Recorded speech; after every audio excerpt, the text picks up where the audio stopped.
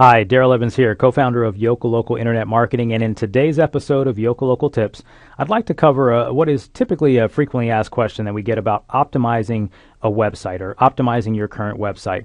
Today, what I'd like to do is give you 5 quick optimization ideas that'll hopefully help you start to think about how to increase traffic to your website and grow your business. So I don't want to keep you here long. Let's dive right in. One of the first ones I'd like to suggest, and I've said this on other videos, and that is learn some on-page SEO. Now you can go out to Google and type in search engine optimization guide, and you can actually find Google's got a very well in-depth guide. And of course, there's blogs and all this other stuff out there, and we've got a report on our site as well. In fact, if you're a local business, just look on our site on one of our blog pages for our local optimization guide. But when I say some, I want to make sure you don't get overwhelmed in trying to trick out your website for a specific purpose for Google. SEO simply means search engine optimization, and it's way more than what you need to do on your website. It has to do with what you're doing in social, in local directories, and a whole bunch of other things such as content marketing and video.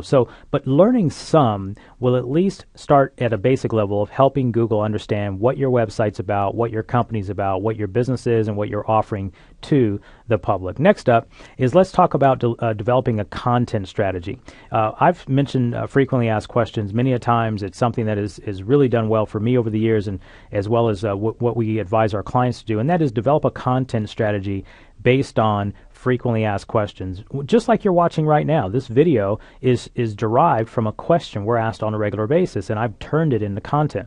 So you should sit back in your business and think about all the questions that your clients ask you, your prospects ask you. Think about the objections, think about comparisons that they're asking you about, and develop a blog strategy, a video strategy. You can even use screen presentations like I'm using right now. There really is no shortage of opportunity to create a very nice and well-developed content strategy. One other tip I'd like to give you here is remember speed is your friend. Speed simply means develop a schedule and an editorial process that you can actually commit to on a regular basis.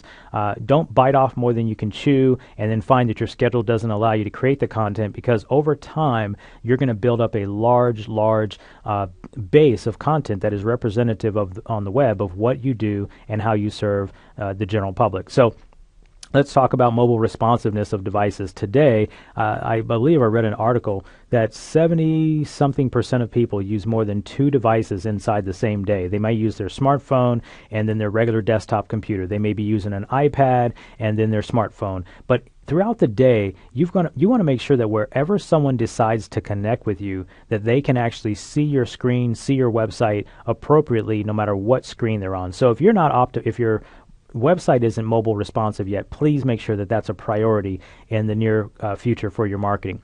Social sharing options. Listen, it does no good to have tons and tons of content if no one is engaging with your content. So when you start with those frequently asked questions, the good thing about that is you're going to know what your audience really wants to hear about, really wants to know about.